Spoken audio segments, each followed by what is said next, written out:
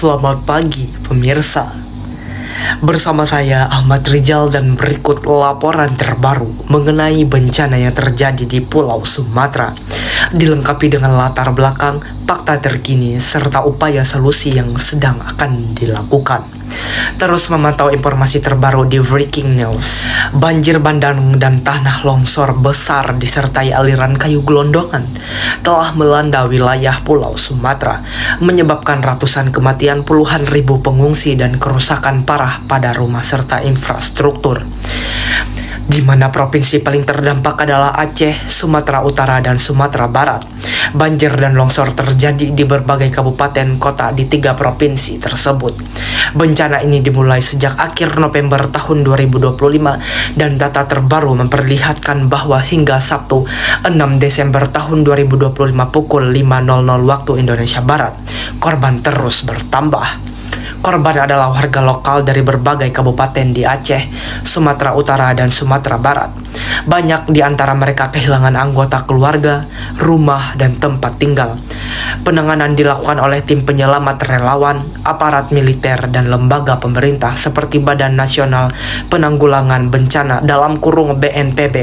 Hujan monsun dan badai tropis memicu curah hujan ekstrim, menyebabkan sungai meluap dan longsor.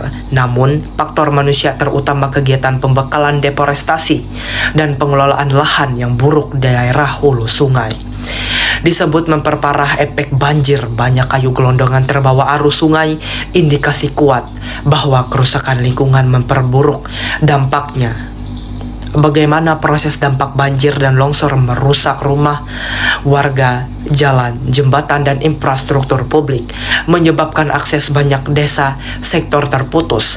Banyak warga terpaksa mengungsi. Tim penyelamat dan militer membangun jembatan darurat, mendistribusikan bantuan, makanan, air bersih, serta melakukan evakuasi dan penyaluran logistik ke wilayah terpencil. Hingga kini, ribuan warga menjadi korban luka-luka dan hunian serta rumah rusak berat. Berita terkini terbaru hingga 6 Desember tahun 2025 meninggal tercatat 883 orang dan sekitar 520 orang masih hilang. Pemerintah telah memulai merencana pemulihan dan rehabilitas selama 100 hari untuk memulihkan kondisi masyarakat terdampak. Pemerintah juga memulai penyelidik 12 perusahaan yang diduga berkontribusi pada krisis lingkungan karena pengelolaan lahan dan pembekalan hutan di kawasan terdampak.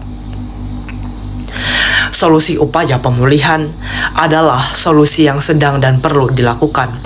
Pemerintah melakukan penyelidikan terhadap perusahaan yang melakukan pembekalan dan pengubahan lahan secara ilegal sebagai upaya menghentikan penyebab deforestasi dan risiko banjir di masa depan. Pelaksanaan program rehabilitas dan kontribusi selama 100 hari untuk memperbaiki rumah, infrastruktur, serta lingkungan terdampak. Bantuan kemanusiaan, air bersih, makanan, layanan kesehatan, tempat tinggal sementara bagi pengungsi. Tim militer dan relawan bekerja membuat jembatan sementara serta jalur distribusi ke daerah terisolisasi, penguatan regulasi lingkungan dan tata kelola hutan, serta daerah aliran sungai, supaya perubahan lingkungan yang terburuk ke dampak alam bisa dicegah di masa depan. Bencana banjir dan longsor Sumatera akhir-akhir ini adalah peringatan keras tentang pentingnya menjaga lingkungan sekaligus kesiapsiagaan bencana. Korban jiwa dan hilangnya tempat tinggal sangat besar, namun upaya penanganan rehabilitas sudah dilakukan oleh pemerintah dan masyarakat. Semoga dengan penyelidikan terhadap penyebab lingkungan, bantuan yang cepat dan menyeluruh, serta komitmen untuk memulihkan wilayah terdampak, warga yang terkena dampak bisa secepatnya kembali menata hidup.